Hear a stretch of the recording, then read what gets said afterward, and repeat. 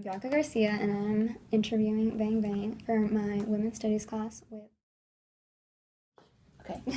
My name is Vang. Vang. First and last name's the same. And I am 41.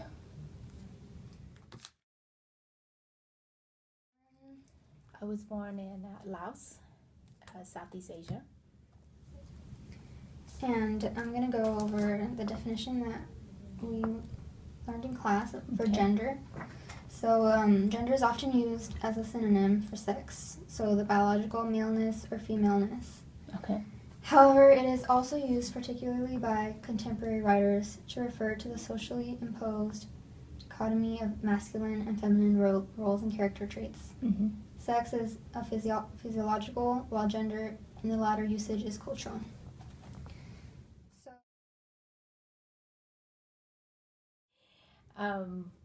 I think being a woman and being, um, for my culture anyway, it has really impacted my life. Growing up, because I was a female, um, my dad, was kind of looked down upon because he didn't have sons. He had like five daughters, so I have four sisters, and then I was the oldest. So my dad kind of treated me like a boy. So when my dad went to do all the manly stuff, fishing, hunting, and all his friends took their sons with them, my dad would take me with him. So I kind of grew up kind of tomboyish because I did all that stuff with my dad. But when my brother was born, which was when I was about maybe 11 or 12, when my brother was born, my dad just kind of stopped doing all that stuff with me. So it was kind of strange because, we were hanging out, we were doing all these guy things, camping, fishing, everything. And so, people were like, you can fish? I'm like, yeah, I did it, all that time. But um, then when my brother was born, my dad kind of stopped doing that. And I didn't understand it then because I was just thought that maybe he didn't have time for us anymore. He didn't have time for me anymore. But then as later on, I realized when he kind of took my brother on all these stuff with him, I realized that he was slowly excluding me out. And I don't know if he did that on purpose.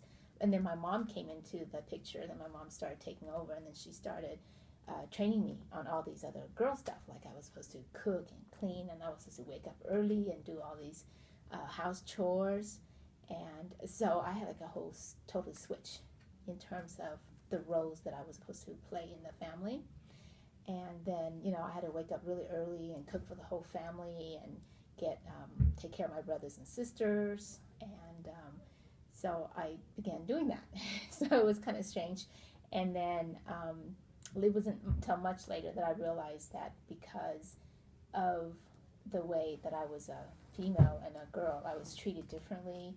And when I went to college, my parents, they were really, at that time, they were against it because they're saying that a girl wasn't supposed to go to school or to leave home until she got married. She only left home if she got married, and she went into her husband's household. So my parents were really upset. And at that time, I didn't really care anymore. I just wanted to get out of the house. And so the further I can go, the better it was. So I left home to go to college, and I would say that I didn't speak to my parents for about a good 2 years because it was just that where they thought that if I went on my own by myself, then I would get into trouble, I'll become pregnant, and I'll bring disgrace upon the family, and I was living out there all alone by myself, and there was no male, watching over me. So that kind of played a big impact on myself, and I realized that that comes from me being a female. Because if I was a male, and the culture and how the culture was, then I didn't have that problem. I would have just gone to college. My parents were like, "Yay!" So proud of her. But it took a while, and then when I finished college, and I was still myself, I wasn't pregnant. I wasn't, didn't bring disgrace from the family. Then my parents started getting my sisters who were after me saying, you guys need to go to college, you need to get an education. And so my mom would, now to this day, my mom would always claim that the daughters were hers and the sons were my dad's, because, she goes, look, all my daughters, they went to college and they all graduated, your son, some of them didn't even go at all, so they had this, mom and dad, they always had that joke among themselves.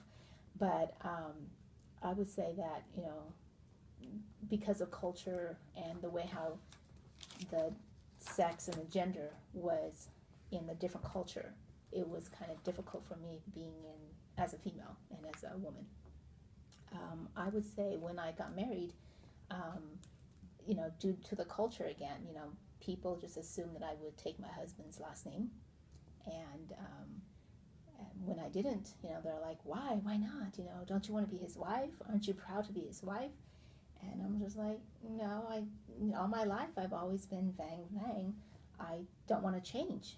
And I think it also has to do with all the times that I could have to really be independent and be on my own, that I felt that I was strong enough, that I didn't really need to have a man's name to feel protected, that my parents and the rest of my other, even though I'm married now, my parents still say, you need to change your name to, your last name to his name. I said, no, I like my name, I'm keeping it. So I think being a woman, and it had really impacted my life, each stage of my life, from the beginning until this day, where, sometimes some of my friends, when they have kids, when they have children, even though they're at college and educated and they're working full time, their in-laws still, impresses them that they need to have sons instead of daughters. And, so, for me, I was lucky that I had a boy and a girl, so I didn't have that pressure. But, they're always pressuring me to say, you need to have more kids. And for me, it was just like, no, this is good. This is how I want it to be. So I think, it does play a big role in my life, being, just a female, a gender. Thank you. I think when people look at me, they probably think that I'm very quiet, because I'm an Asian woman, and they probably have the label for, the different labels that they might have for me is that I'm quiet, that I must be, I follow order, obedient, and to a certain degree I do, because I like structure, but I can be very stubborn and very persistent and very independent. So those are the labels that I would have for myself. I would say that as a woman growing up, they always expect you to look nice, to have your hair long. In our culture, culture plays a big deal in terms of the gender, but and the labels that we carry. But I was told that you're supposed to have your hair long. You can't cut it. You can't dye it or perm it, because then it means that you must be rebellious, and you're not a good girl, or you're not a good daughter if you do those things. And that's like a sign of expression for a lot of culture, but for my culture, when I was growing up, if you did those things, then it was a sign that you are a rebel and you're a bad person.